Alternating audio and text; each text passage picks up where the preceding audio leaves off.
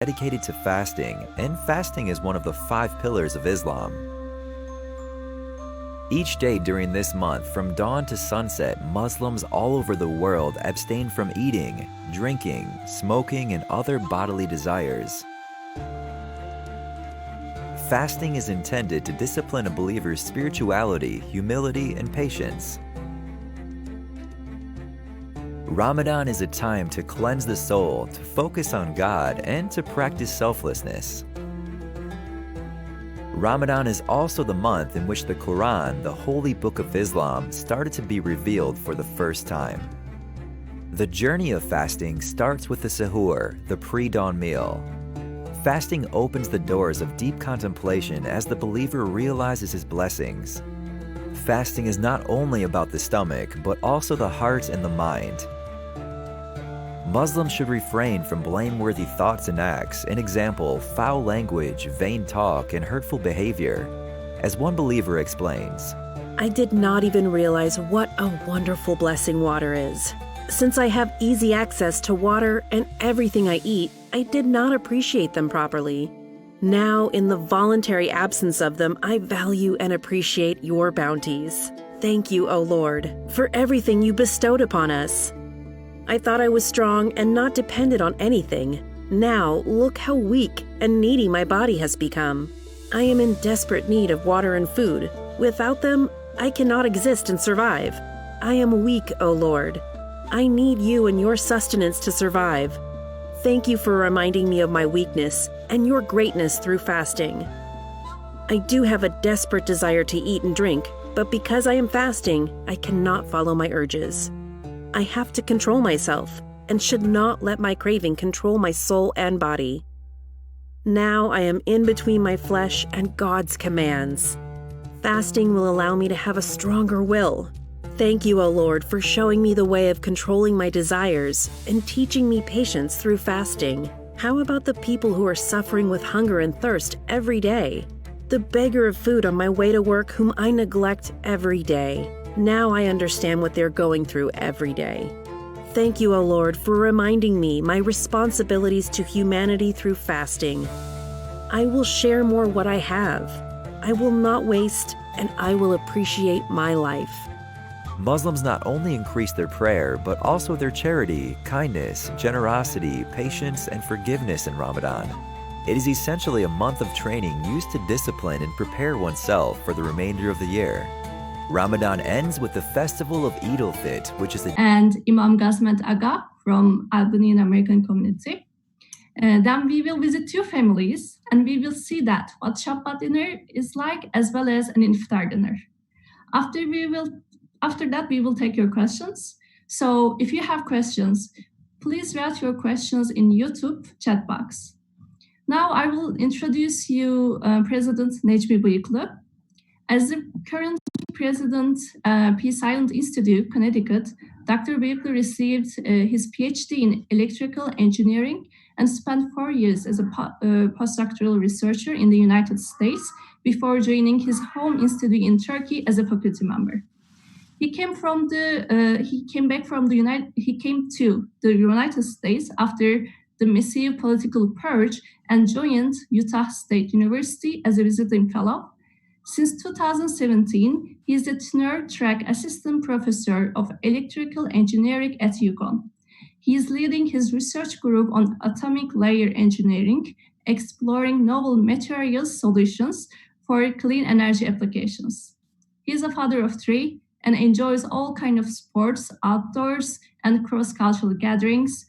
Welcome, President Necmi. Thank you. Thank you very much, Betül. It's a pleasure to be with this peaceful event and these peaceful people over here. So thank you very much for inviting and organizing this.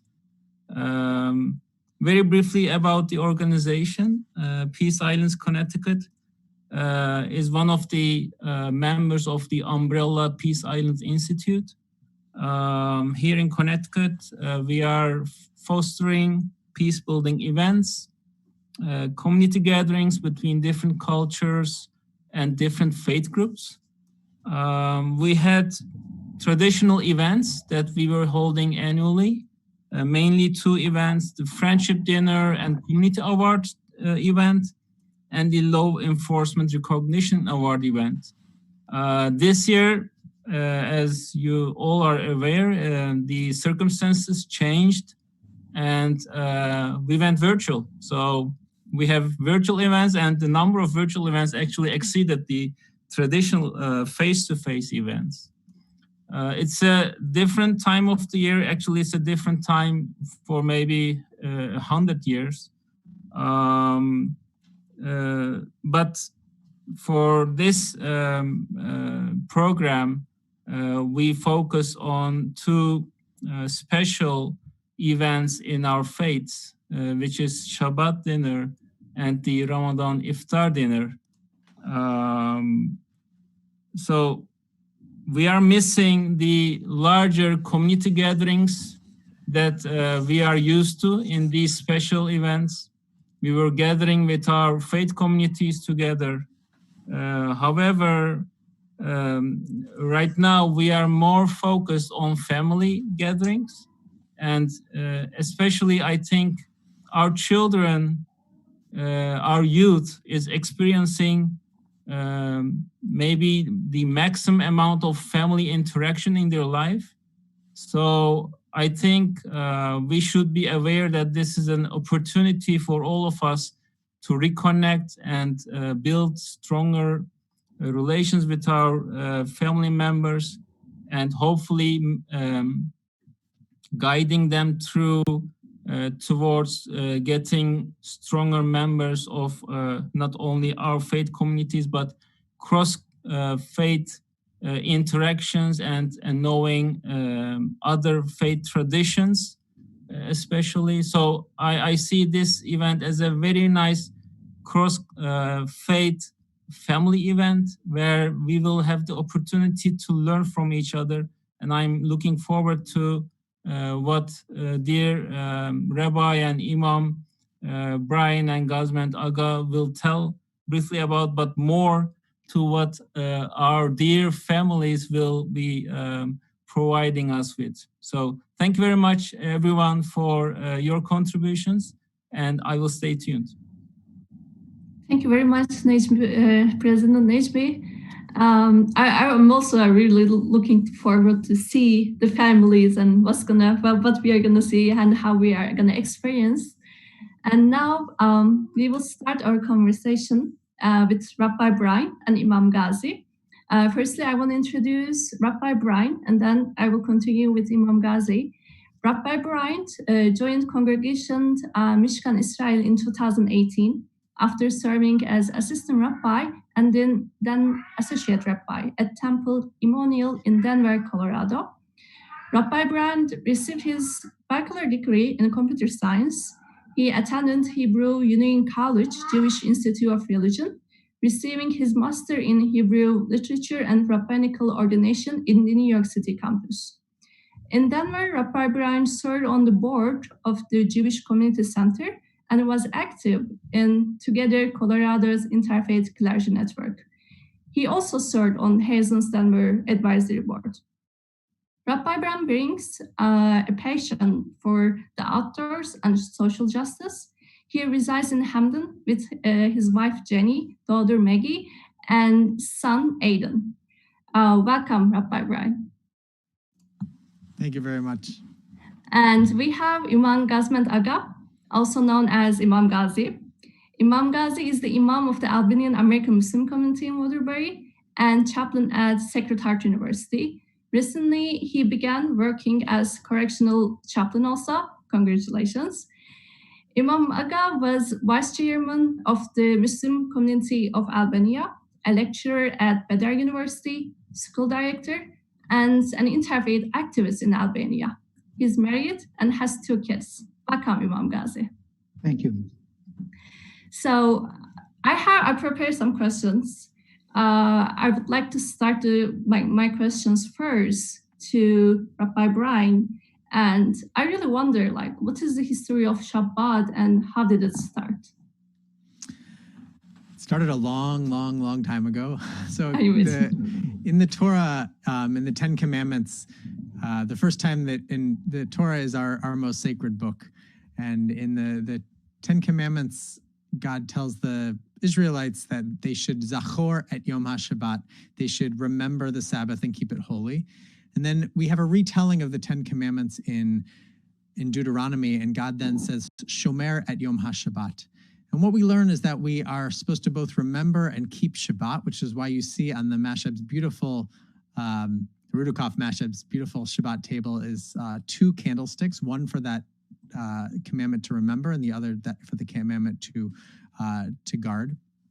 And to guard the Shabbat means that we set aside, we don't engage in what we call malacha, or mundane everyday work, so that we can engage in avodah, sacred work.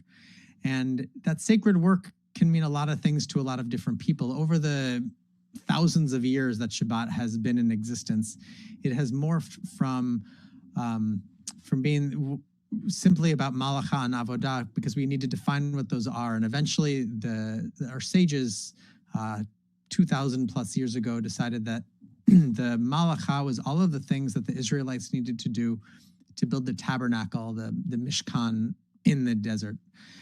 And so there's 39 different prohibitions, and eventually it became that to guard the Sabbath, to shomer et Yom HaShabbat, means to not do any of those things. Fast forward to today, and there are many different ways of observing Shabbat and many different ways of observing Jewish law and Jewish ritual. So Congregation Mishkan Israel is a Reform congregation, which means that we look to blend both a modern and traditional sensibilities and teachings. So to that end, we focus a little bit more on perhaps the ancient idea of Shabbat, that we try to set aside malacha, the mundane work, so that we can make room for the avodah, the sacred work.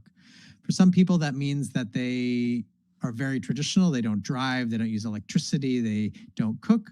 But for most people, it means that maybe they try to make more time for family, that they make time for the important things in their lives. They find time to come to services on Friday night, or Shabbat and Saturday morning. And I should say Shabbat begins at sundown on Friday night and goes until sundown on Saturday. And so it's really about finding ways to make room for the most important things in your life. Avodah is sacred work, and that whatever is sacred for you, I encourage people to find for themselves. Thank you so much. So how about Gazman Aga, Imam Ghazi? How about like Ramadan and Iftar? Well, first of all, peace, everyone. Thank you for your invitation. As we watched in the video, which was a very good one, the origin of fasting is, as Rabbi mentioned, has thousands of years, maybe since the beginning of humanity. According to Quran, fasting is prescribed to Muslims, for Muslims, as it was prescribed for those before you, and that has a reason in order to be mindful of God. But when it comes to the month of Ramadan, of fasting the entire month as we fast, as Muslims fast, we know that it started on the year 610, has a precise date, and it's the starting of when the angel Gabriel appeared to Prophet Muhammad and revealed to him Quran, started the revelation, the holy book of Muslims, the word of God. So that day, that precise day, we believe that it is the Laylatul Qadr, the night of power, which is better than thousands month of a human person. And because of this, Muslims fast 1 month. It is prescribed from God. There is another verse, very beautiful verse, where God says, the month of Ramadan, in which the Quran was revealed, a guidance for humanity, and which has clear signs for guidance and criterion. As it was explained in the video, we stay away, we abstain from eating, drinking, smoking, and the sexual relations from before dawn to sunset.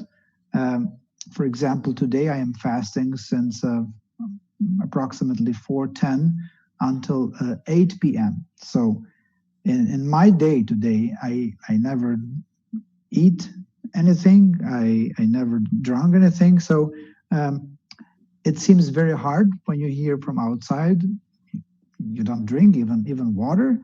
But then when you ask a Muslim, when you ask a believer, anyone who is doing this, anyone who is trying this, there you'll discover the power of faith. So there is a difference between fasting one day in Ramadan and fasting one day even the next day of Ramadan, or 2 days after Ramadan. So we believe that this month, it is a sacred month that Prophet Muhammad started. We have the example of Prophet Muhammad and his companions fasting for an entire month during Ramadan. It is one of the 5 pillars of Islam. It's a foundation order from God, foundational obligation from God. So it is becomes part of everyone who is eligible and has the ability to fast. For example, someone who is sick and cannot fast. Religion is not to make our life harder, but is to help us spiritually, physically, and this life and hereafter. The problem is that sometimes we might not understand this. Thank you so much. Thank you. I'm also thinking like physically, yes, we are doing like in the Shabbat, we are also doing physically things in there, like the sharing the bread and the wine and the candle. But at the same time, there's some spirituality behind it. Rabbi Brian, would you like to share what is the spirituality of Shabbat? One of our great modern teachers, Rabbi Abraham Joshua Heschel of blessed memory, said that Shabbat is an island in time. And in his book about Shabbat, he talks about the fact that we mostly live in a world that is occupied by space, and Shabbat causes us to live in the world occupied by time and understand that time itself is sacred, and the way that we understand and experience time can be very sacred and can be very holy. And when we appreciate every single moment as its own divine gift to us, whether that's a day, whether that's a week, a month, or even just a few minutes, that it causes us to react and to engage in those moments differently than when we think of them as time that we can waste, perhaps, or that we want to pass quickly to get to the next exciting thing, but simply just to be in each moment. And Shabbat is that gift that helps us be in the moment, that usually during the rest of the week, we're so occupied by so many different things. We live our lives by more and more by these Google calendars, and we get the vibrations in our pockets that tell us it's time for the next thing, finish up. But on Shabbat, we're called to put that away, to just be, to be present, and again, to open up the opportunity to engage in the most holy events of our lives, especially being with close friends and family.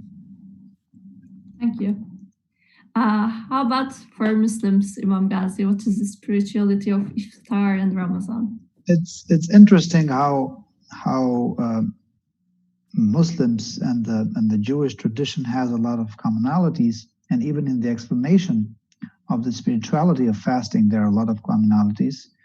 As the Rabbi mentioned, that the Shabbat becomes a reference day for you weekly, Ramadan becomes a month for you yearly. So in 1 month, God shows you, makes you possible to see, to touch, that it is possible for you to change for 1 month. And if someone can make a spiritual change, can make even a physical change, can change his diet for 1 month, that is a clear statement to himself that he can make that change for the rest of the year too. There are a lot of Muslims who leave smoking, who abandon smoking after Ramadan.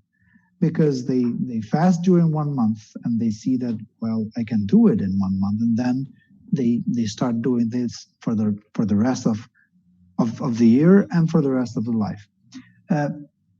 Bediüz Zaman has he's a Muslim scholar from Turkey, a very famous one from the last century. He has a very interesting explanation when it comes to the benefits of Ramadan, benefits of fasting, and he started, which is very important for every faith. It is related to the gratitude to God. We live in times where, unfortunately, people are not grateful for what they have. And if someone is not grateful to God, he is not grateful to people too. And the opposite, Prophet Muhammad says, whoever is not grateful to people, he is not grateful to God too. So we see this interaction in our relationships. According to him, he says that by acknowledging that food and drink are divine gifts, believer, they start to really thank God, especially for youth in United States or wherever there is the chance, wherever the youth is raised with bounties, wherever the youth never saw poverty. It is very important for them to understand how is the life of a poor, how is the life of someone in need. And during Ramadan, we see this, that now for me, one glass of water is very important, has a value. And I see this during fasting. Now I can understand someone in Africa who doesn't have water for the rest of the year. So what brings this makes me as a believer, because this is very important, the change that pushes me forward, makes me as a believer to do what, to think, what can I do for the needy in Africa? What can I do to have them drinking pure water? Without fasting, so many rich people cannot perceive the pain and hunger and poverty, especially for youth. They just see their fathers and their mothers going to work, coming back. They open a refrigerator, they eat. It's hard to explain that refrigerator might be empty. And there are people who do not have that chance. So by this, it transforms us, it establishes in us a mechanism of being thankful for whatever we have in life. And I must admit, if people are in stress, in depression, in anxiety, one of the things, which at least this happens to me, one of the things that we need is acknowledging the bounties, the beauties that we have around us. Whenever we start acknowledging what we have around us, then we will not lose our energy with things that we don't have. During Ramadan has many purposes related to persons' spiritual rewards. We're told that during this month, every worship, every good deed that we do, it becomes as a seed for the next life. And the rewards during Ramadan are multiplied by thousands. So it makes us, it re-implement to us the hope. It teaches us the values of the things that we have. It reminds us the mercy of God, and it makes a connection between us and the hope to be rewarded in hereafter. Yeah, thank you so much. So like it is to see like in Judaism and Islam too, like having specific times like Shabbat or the Ramadan has like making us to connect with the God and what the God gives us.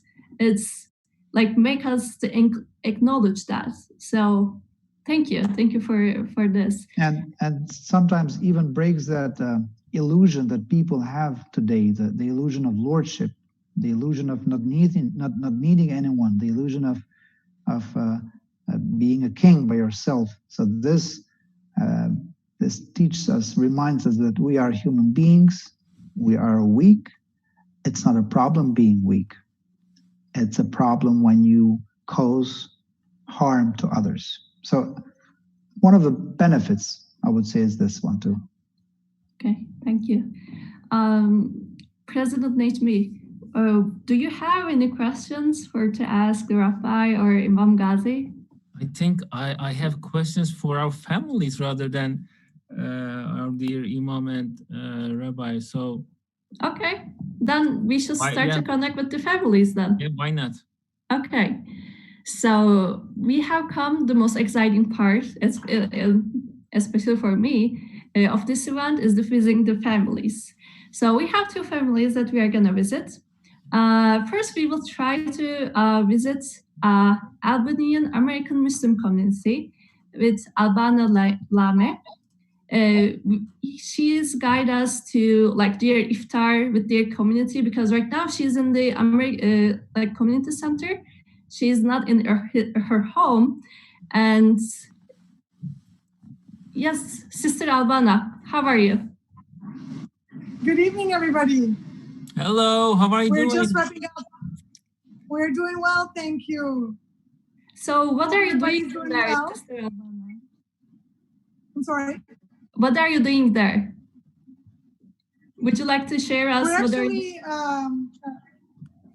correct. So generally the month of Ramadan, it's a busy month for every family, but it's busy for our community in general because we do tend to get together almost every weekend, Fridays and Saturdays for our iftar dinners. Because of what's going on everywhere else, we also are not able to gather the way we usually do. So as a committee, we came up with the idea trying to bring the togetherness somehow within our community at large. So we decided to do a little bit of a fundraising event and help the individuals that are fasting as well to bring some warm meals to them ready to be served during the iftar dinners. So today was our first night of this little fundraising event. So actually I'm here with my other half, my brother, and the rest of my family is at home.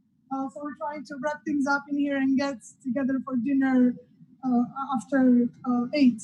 So we're just wrapping up for the evening with our orders, and it was a very successful night. And trying to, and I'm listening to the conversation as we are here together, getting ready to head home and break fast with everybody.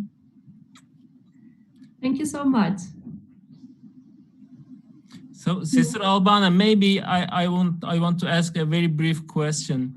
Sure. You most probably remember your childhood days when you had Ramadan with your family as a kid. Can you compare those days with your own kids right now? So after 30 or 40 years, how do your kids perceive Ramadan in this current time of the year? So the comparison is not quite the same. When I grew up to the age of maybe 15 years old, religion was not practiced in Albania. We grew up in a communist country where the ability to express your freedom of religion was not possible. So around, I believe, by the age I was 15 years old, 14, 15 years old, that's when religion kind of came back after 1990, 91, 92, back in Albania. And I remember I would, during the month of Ramadan, I would prepare the meals with my mom and fast together. And then once you transition here, life is a bit different and lifestyle is a bit different. So I kind of carried that the same thing with us. At home, it's easier, especially this year it's been quite easy, although it's been difficult in the aspect of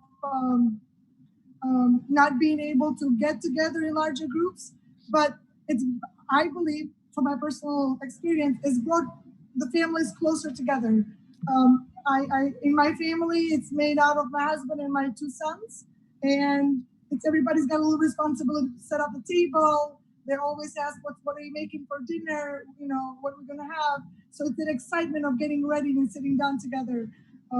So it's a little bit different. In Albania, when we grew up, we did not have everything that we wanted. In here, everything is readily available. So it has a different format. However, I can tell you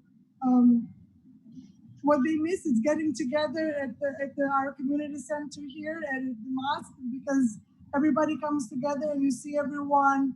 So that's something that they actually miss. Yes. But the core of the family is still together. So that's important. Everybody's doing well. So thankful for that. Thank you. Wish you a blessed Ramadan with your family, and enjoy your iftar dinner prepared by your husband, most probably. Well, a portion of it.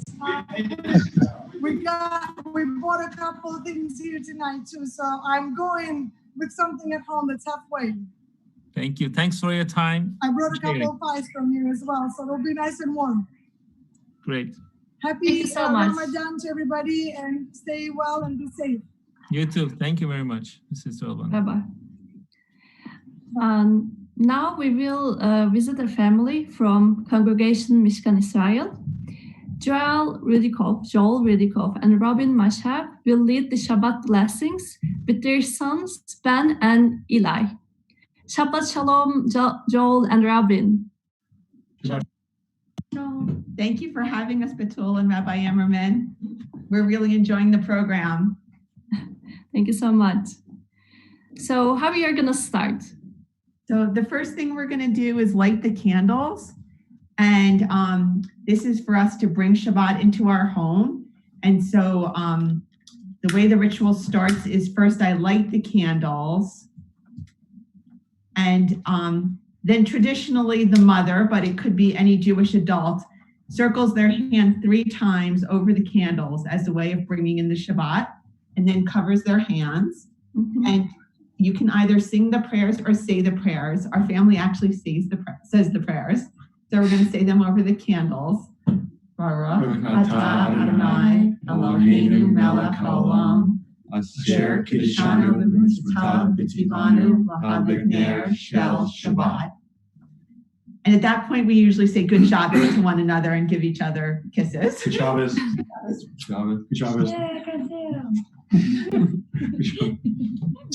That officially ends the work week. Very lovely. And then the next thing that we do is we pour the wine into the Kiddush cup. Let me just get our wine. Okay.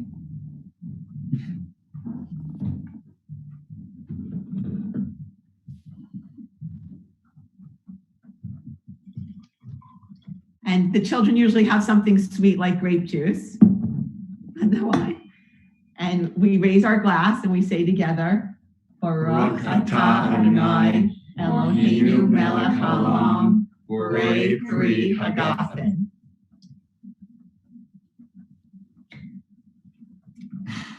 And you're not supposed to drink until you say that prayer for the beverages. And then you don't start eating until you say the prayer over the bread.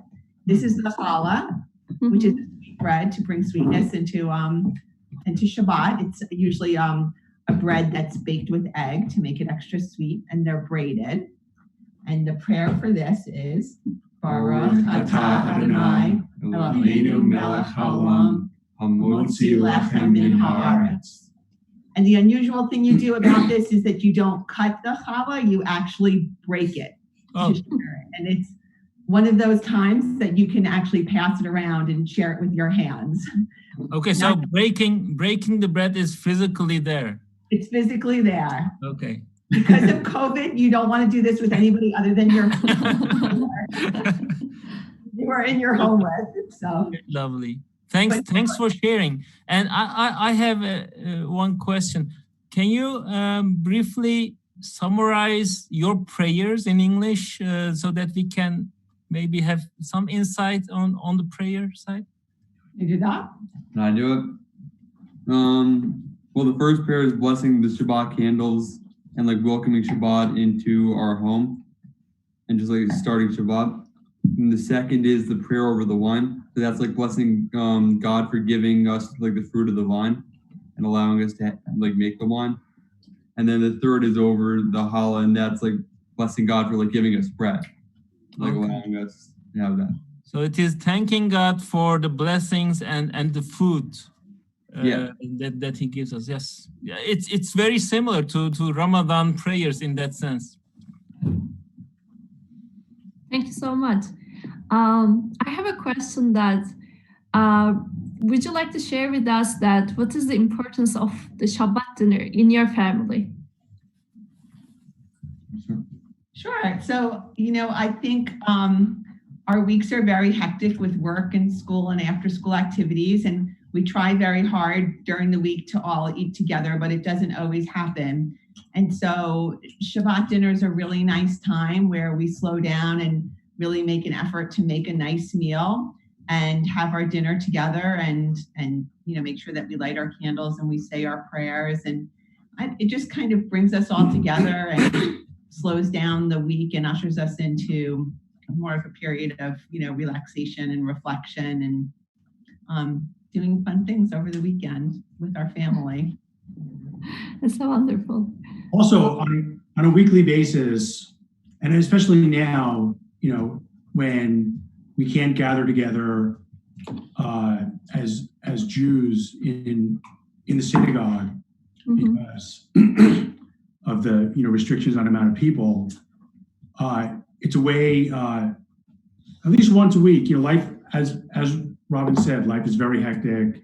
There's a lot of things going on, but it's a weekly way, other than going to the synagogue, to really sort of focus on our Judaism and the fact that we're Jews in a very busy secular society, but it's a way to sort of step back and focus on our religion, but also on our family as part of that religion and as part of the larger community. So it really is it's a very good weekly ritual for family and religion that is not centered necessarily only in the synagogue, but at home at our table. Thank you so much. Can I ask a question so I want to repeat the question that I asked to Sister Albana. So when you compare the Shabbats that you had in your childhood, how are you comparing them with now when your sons are experiencing your Shabbats right now? So my family growing up, we actually belonged to a conservative synagogue, which is more religious than the Reform synagogue that we belong to now. And that was a compromise amongst my parents because my father had grown up Orthodox and my mother really grew up very non-religious at all. And I think we more did what we were supposed to do at temple and didn't really celebrate Shabbat at home as a home thing. So I think even though we go to a synagogue that's Reform, we actually do bring more of these rituals into our home, which is very special to us. So I think we actually do it more than when I was growing up. I think when I was growing up, it was more something you kind of did outside the home. And I like the idea of us bringing it inside our home and practicing on a daily basis or weekly basis our Judaism. Do you agree, young mans? Yeah. Yep. Sounds good. Great. Thanks for sharing. Thank you so much. I want to ask one more question, and maybe it's going to be the last one. How is it important is it that your children experience this and participate in the prayer? You want to talk about it? I think it's very important. As I said, and it's interesting, and this sort of goes with the question that was asked about, how this compares to when I was a kid. Interestingly, like when I was a kid, my family was not religious at all, but we lived in a very, very Jewish area in New Jersey. So Judaism was just really, my elementary school, my middle school was more than, half Jewish. So it was really a big part of every day. That's just what I experienced. Now in, I guess in the state of Connecticut, in this area, but America in general, it's like more difficult for Jews to retain a sense of their larger community and, being part of a larger, not just faith, but a larger community. And, not just Shabbat, but also at our synagogue, Mishkan Israel, we've really focused on, but we didn't have to focus because it's such a great community that we're a part of, where our families are friends with each other, and come together and get together for, well, we didn't get together for Passover because yes, had kicked in at that point, but we would have gotten together with a number of families. Can I just add to what Joel's saying? I think what he's saying is both Joel and I grew up in places where we went to secular schools, and there were a lot of other Jewish children and Jewish families. So you didn't need so many reminders about the rituals, and in a way you kind of get lazy.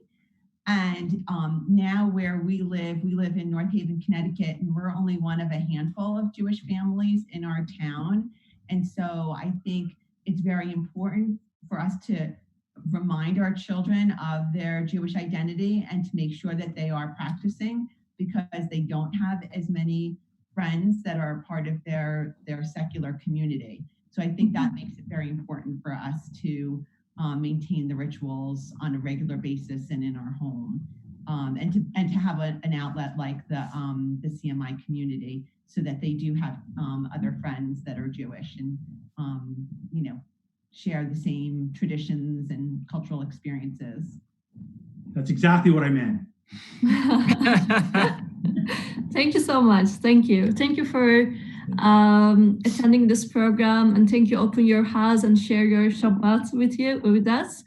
Shabbat Shalom again.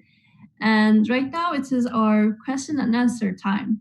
So I wonder, is any question or like audience ask us? So I'm gonna a little bit check of that.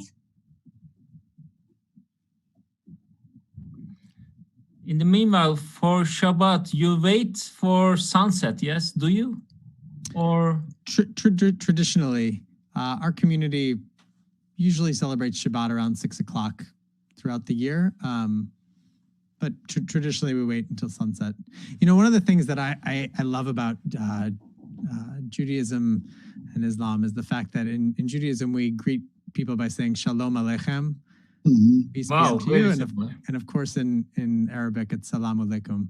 And I just love that we had a few prayers right before, as a community, before we came to this event, so that we had a chance to say a healing prayer and to remember those who are no longer with us, as we do every week. And we sang two prayers, which both, one is Od Yavo Shalom Aleinu, may there be more peace upon us. And the kids know it, and we always sing Shalom, Shalom, Shalom, and then Salam, Salam, Salam. And it's a really nice way to recognize the similarities that both religions really have peace and wholeness at their core.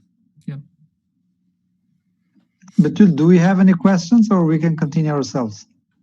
I think you can continue, but also I'm looking, the Iftar time is, I think, very close, right? I think we have a question from our Jewish family. Really? Yes. Okay. Oh, yeah.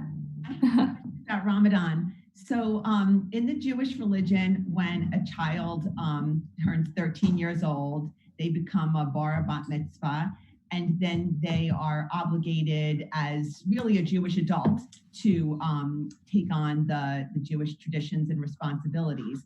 So I was wondering if there is some sort of Muslim equivalent of an age or some sort of other marker about when a young person is considered an adult and that they need to begin fasting for Ramadan.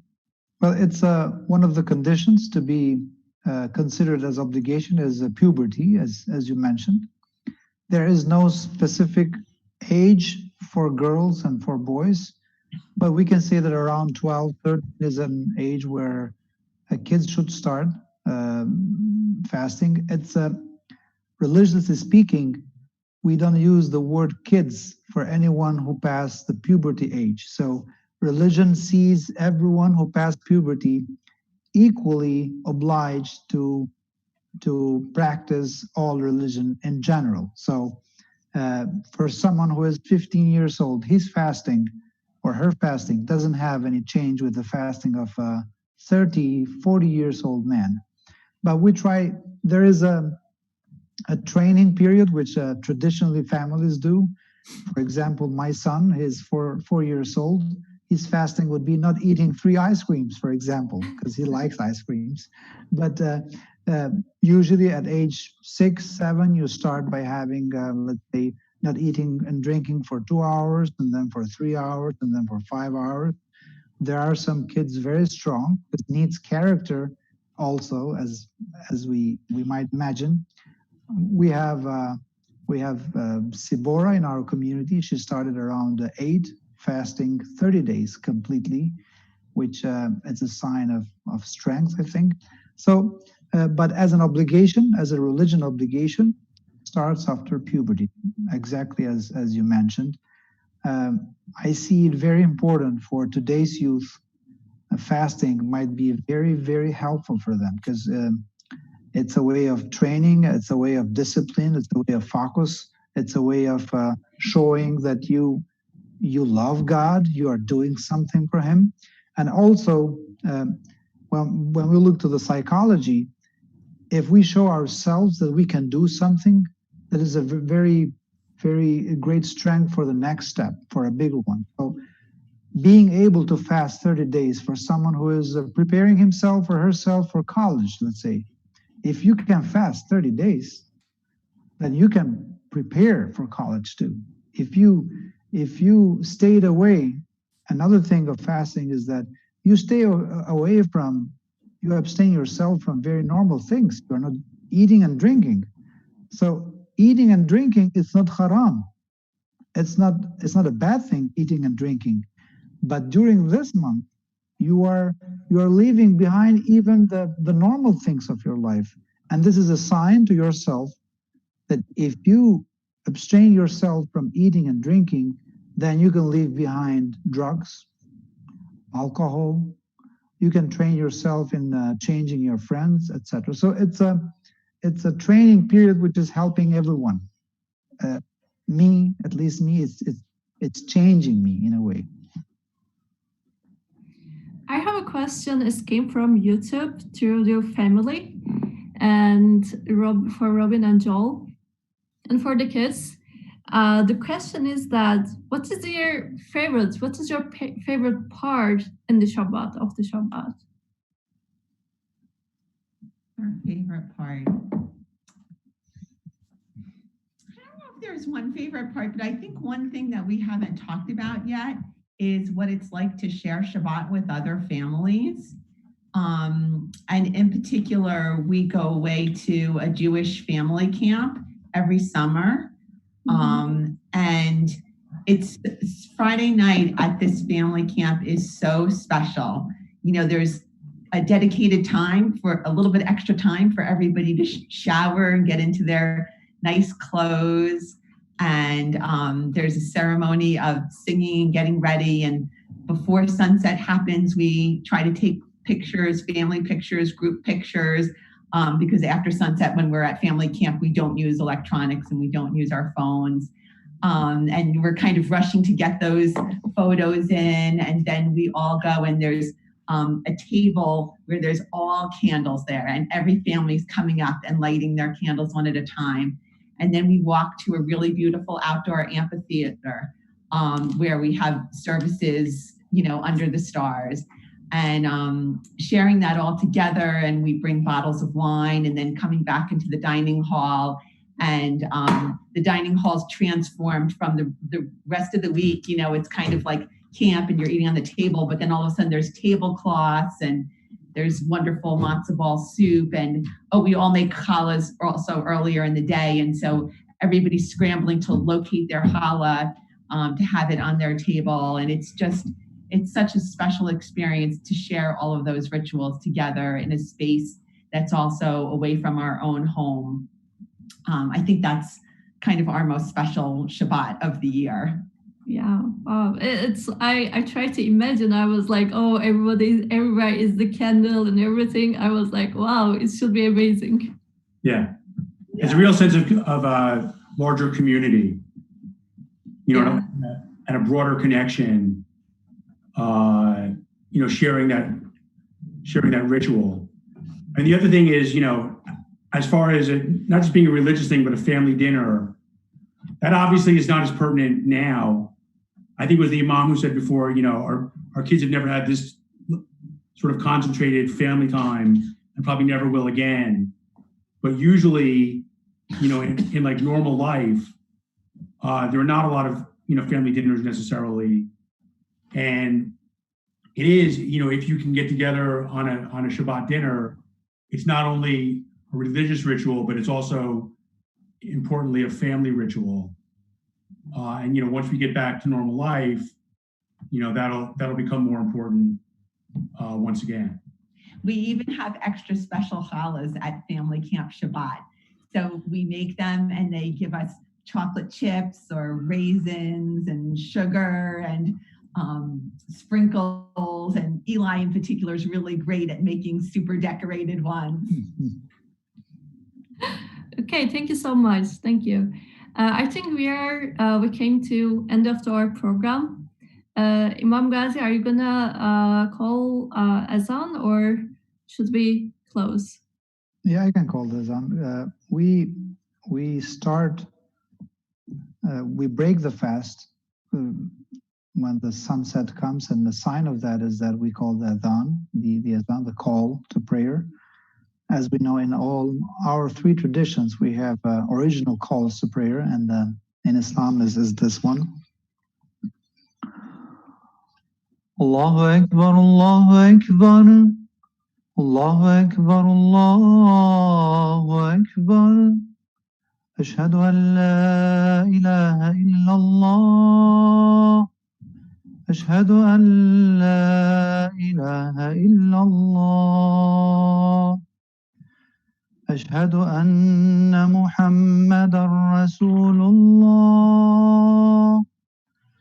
أشهد أن محمدًا رسول الله. حي على الصلاة. حي على الصلاة. حي على الفلاح. حي على الفلاح. الله أكبر الله أكبر. لا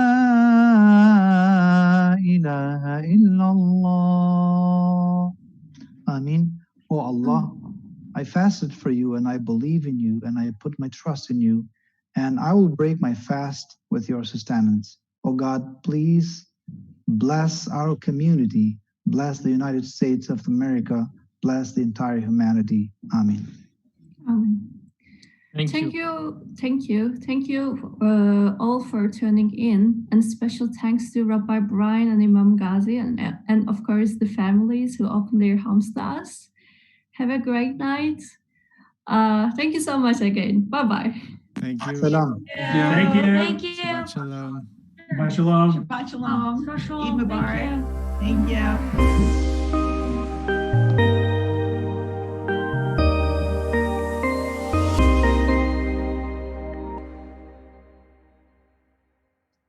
Thank you. Thank you for organizing this. Thank you.